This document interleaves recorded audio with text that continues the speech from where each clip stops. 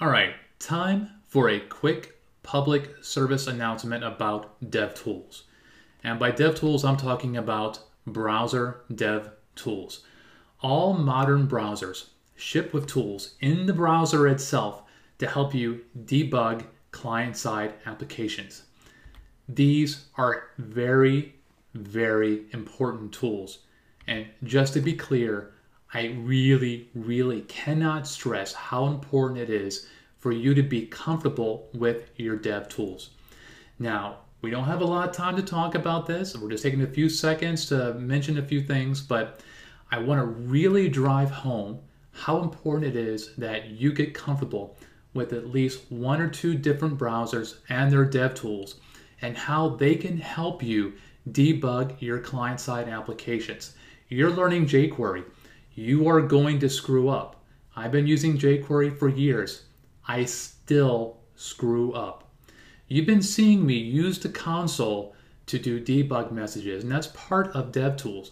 But they also do a lot more. Now again, we don't have time to go very deep into this, but I wanted to show just a few quick examples to give you an idea of why you should be using DevTools more often if you're not. So I'm going to run 3 files, and they all have different things wrong with them. And I want you to pay attention to how much the DevTools tell you about what's going wrong. I'll run this first one, and this one has a broken jQuery script. So the URL is wrong. I could see that in the console, the get failed, and because jQuery didn't load, now I also have a syntax error.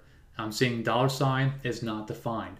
If I switch to the network tab and reload this just so we can see it, switch to all, and we could see that jQuery did indeed fail to load. So again, just one quick example where it made it very obvious to me.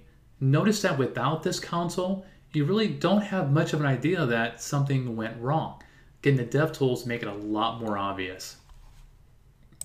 How about one more thing I screwed up? Well, in this case, I fixed jQuery, so I want to click Get Stuff, and well, first I had a 404 error on jQuery. Now I have a 404 error on data.not there.json. Again, DevTools made it very easy. The browser itself, without DevTools, doesn't really give me feedback.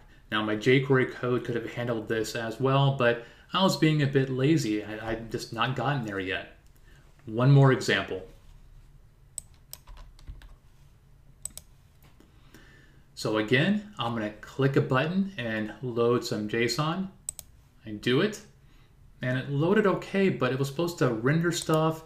I don't see anything in the console. But if I actually go into that network request, I can see, oh, that JSON file was not JSON. Now, I mentioned earlier that you should be comfortable with multiple browsers. Firefox also has really good DevTools as well. And specifically for this one, check out what it does.